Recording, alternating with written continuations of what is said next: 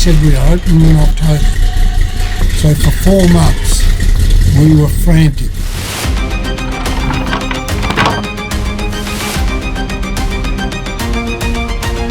And he said to me, Tom, we will get that building, was our chairman, Paul Stubber. Gutted it, cleaned it, ripped up the old carpet, took out the suspended ceiling, all new electrical system, all new state-of-the-art sound system, the state-of-the-art security system, and here it is. And as it gets harder, you dig in and push harder.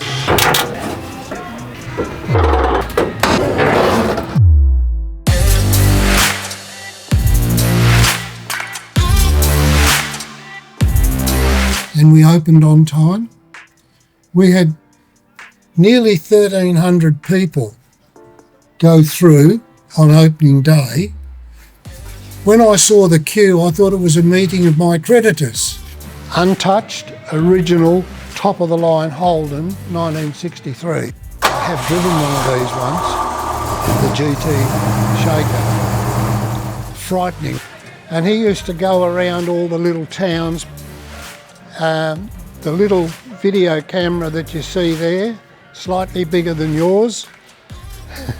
How he got that in and out of the van, I'll never know. 1906 Rover, the workmanship and the expense that people go to build them back to what they were is amazing. That was part of the Queen's Royal Tour in Australia. This ute is owned by a local mechanical genius, Peter May, and it has won every possible state award in Western Australia. One of the very first Holdens ever built, 1949. Piacentini and Son built that turntable for us, and this car was driven by a Perth boy, Wayne Negus.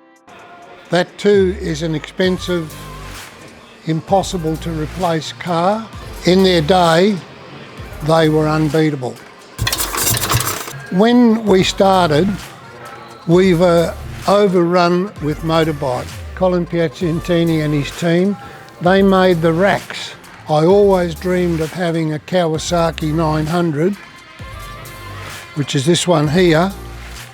He did, and still is, the only one in the world to do a triple backflip. I asked him, would he do it again? And he said, never. And he said, if you want to do it, you're more than welcome. Coulthard used to drive, and Citroën gave him this car, and it's owned by a local lady.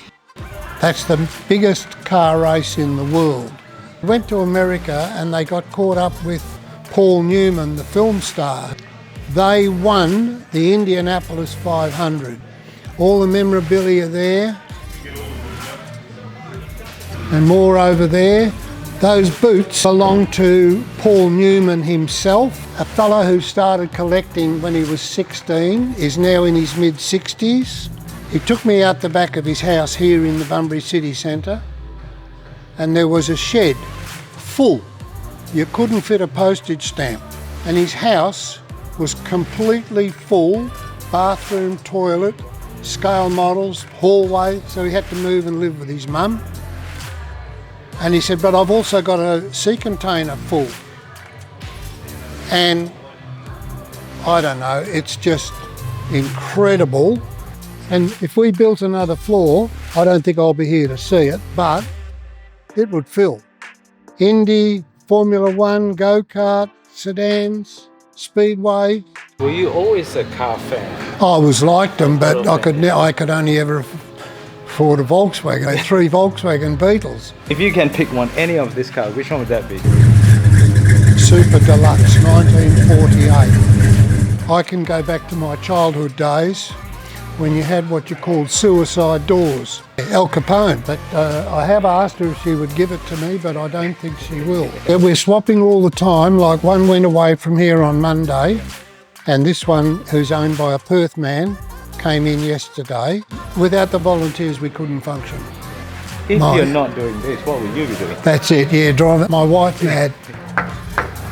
not made out of tin like they are today.